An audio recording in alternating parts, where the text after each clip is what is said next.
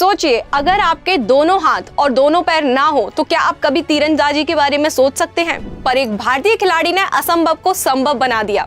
पायल नाग दुनिया की इकलौती चौगुनी पैरा तीरंदाज जिन्होंने हाल ही में खेलो इंडिया पैरा गेम्स में रजत पदक जीतकर पूरे देश को गौरवान्वित किया है।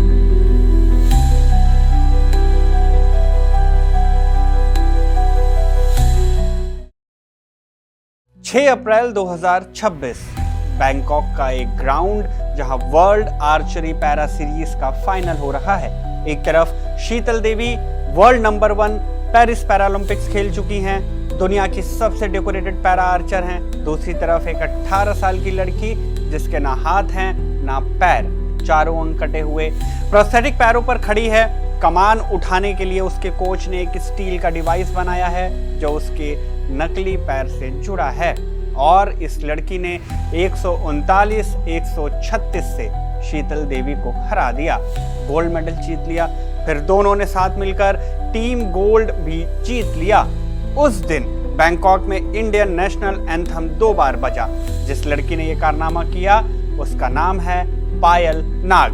10 साल पहले लोगों ने उसके माता पिता से कहा था इसको जहर दे दो। पायल के पिता विजय कुमार नाग ओडिशा के बालंगीर से करीब 70 किलोमीटर दूर एक गांव जमुना बहाल के रहने वाले हैं। पेशे से राजमिस्त्री यानी घर मकान बनाने वाले 6 लोगों का परिवार। पैसों की तंगी हमेशा रहती थी। काम की तलाश में विजय अपने परिवार को लेकर रायपुर आ गए। छत्तीसगढ़ की राजधानी में यहाँ एक अंडर कंस्ट्रक्शन बिल्डिंग में उन्हें काम मिल गया। पायल तब क्लास 3 में पढ़ती थी। एक दिन वो अपने छोटे भाई के साथ उसी बिल्डिंग की 5वीं मंजिल की छत पर खेल रही थी। छत नई बनी थी, उस पर कुछ पानी भी जमा था और उस पानी में एक लाइव तार आ चुकी थी, मतलब एक ऐसी तार जिसमें करंट हो। बिजली का करंट पानी से होकर पायल के शरीर में गया। झटका इतना तेज था कि वो गंभीर रूप से जख्मी हो गई। डॉक्टरों ने उनकी जान बचाने के लिए चारों अंग काटे क्योंकि यही करना पड़ा। दोनों हाथ दोनों पैर। महज 8 साल की उम्र में पायल क्वाड्रुपल एम्पूटी हो गई। परिवार टूट गया। विजय की कमाई इतनी नहीं थी कि पायल की देखरेख कर सकें। तब रिश्तेदारों और पड़ोसियों ने एक सलाह दी। उसके कोच कुलदीप वेदवान ने बाद में ये बात बताई। क्या कहा था लोगों ने? ना खा पाएगी ना चल पाएगी, इसको तो जहर दे दो। माता पिता पायल को पालने की हालत में भी नहीं थे। आखिरकार उन्होंने पायल को बालंगीर के पार्वती गिरी बाल निकेतन में भेज दिया। एक अनाथालय है, जिला प्रशासन चलाता था। 8 साल की एक लड़की जिसके ना हाथ थे ना पैर अब अकेली थी। लेकिन अनाथालय में एक चीज हुई जिसने पायल की जिंदगी बदल दी। पायल पेंटिंग करने लगी बिना हाथों के ही। उस वक्त बालंगीर के कलेक्टर थे चंचल राणा। उन्होंने पायल का टैलेंट पहचाना। प्रशासन ने उसके लिए एक आर्ट ट्यूटर का इंतजाम किया।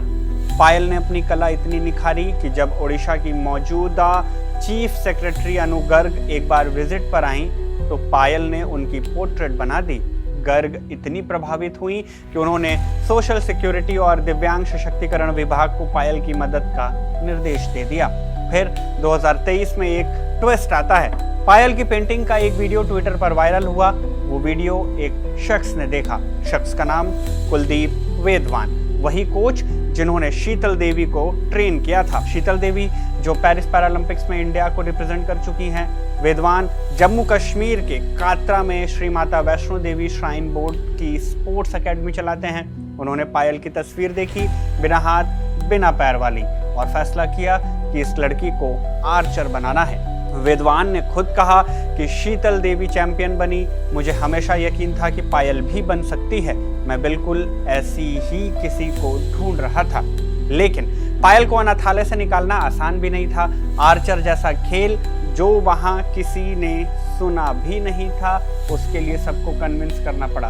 वेदवान ने जिला कलेक्टर को चिट्ठी लिखी, परमिशन मिली, पायल कात्रा पहुंची। अब जब पायल पहली बार कात्रा की एकेडमी पहुंची और दूसरे खिलाड़ियों को ट्रेनिंग करते देखा, शीतल देवी को तीर चलाते देखा तो वो रो पड़ी। उसने अपने कोच से पूछा, मैं बिना हाथ पैर के ये कैसे करूंगी? वेदवान ने कहा, सब मुझ पर छोड़ दो, तुम बस मेहनत करो। पायल ने सुना और शिकायत नहीं की। रोज 8 घंटे की ट्रेनिंग की, लेकिन असली चुनौती कोच के सामने अब आनी थी।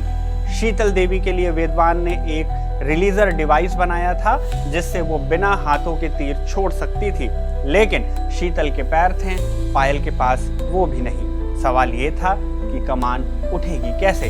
वेदवान ने एक स्टील का डिवाइस डिजाइन किया। ये डिवाइस पायल के प्रोस्थेटिक पैर से जुड़ता था, इससे वो कमान उठा सकती थी।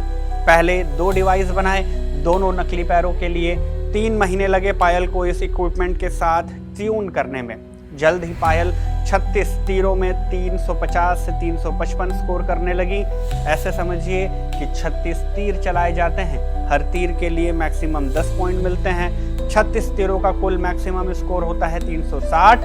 10 पॉइंट तब मिलते हैं जब तीर टारगेट के बिल्कुल सेंटर में लगता है। इस परफॉर्मेंस को देखकर विद्वान को यकीन हुआ कि पायल अब तैयार है। लेकिन एक और अड़चन आई। इंटरनेशनल कंपटीशन में 2 डिवाइस अलाउ नहीं थे, तो विद्वान ने दोबारा मेहनत की, एक सिंगल डिवाइस बनाया जो सिर्फ दाएं प्रोस्थेटिक पैर से जुड़ता था।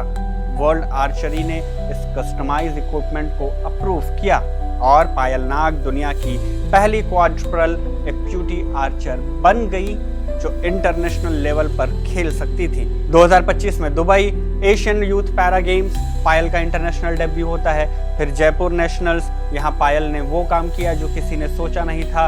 उसने शीतल देवी को हराया, डबल गोल्ड लिया, रैंकिंग राउंड और ओलंपिक राउंड दोनों में। उसके बाद खेलो इंडिया पैरा गेम्स में सिल्वर, पटियाला नेशनल्स में सिल्वर, दोनों बार शीतल से हारी, लेकिन फासला कम होता जा रहा था, अंतर जो हार का था।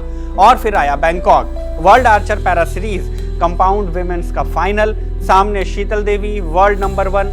इस बार भी पायल ने जीत हासिल की, गोल्ड मेडल जीता। फिर दोनों ने मिलकर टीम गोल्ड भी जीत लिया।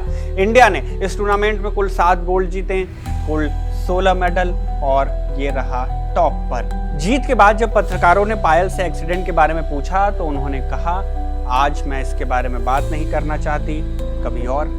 पायल की एक साथी हमेशा से रही हैं, उनकी बड़ी बहन वर्षा जो कंपटीशन में कभी उनके साथ रहती हैं, उनकी मदद करती हैं। पायल ने कहा, मेरी सारी कामयाबी मेरी बहन की वजह से है, वो मेरे साए की तरह मेरे साथ रही है। और वर्षा ने बैंकॉक से कहा, लोग बहुत बातें करते थे, शायद उन्हीं बातों की वजह से वो इतनी मजबूत बनी। आज उसकी कामयाबी उन सारी बातों का जवाब है। वो लोग जिन्होंने कहा था कि इस लड़की को जहर दे दो, उनके लिए पायल का जवाब एक गोल्ड मेडल है। उनके कोच कुलदीप वेदवान कहते हैं, पायल में इतनी काबिलियत है कि वो एशियन पैरा गेम्स और LA पैरालंपिक्स में इंडिया के लिए कई गोल्ड मेडल जीत सकती हैं। शीतल ने साबित किया है, पायल उस विरासत को आगे ले जाएंगी, ये उनके कोच का कहना है।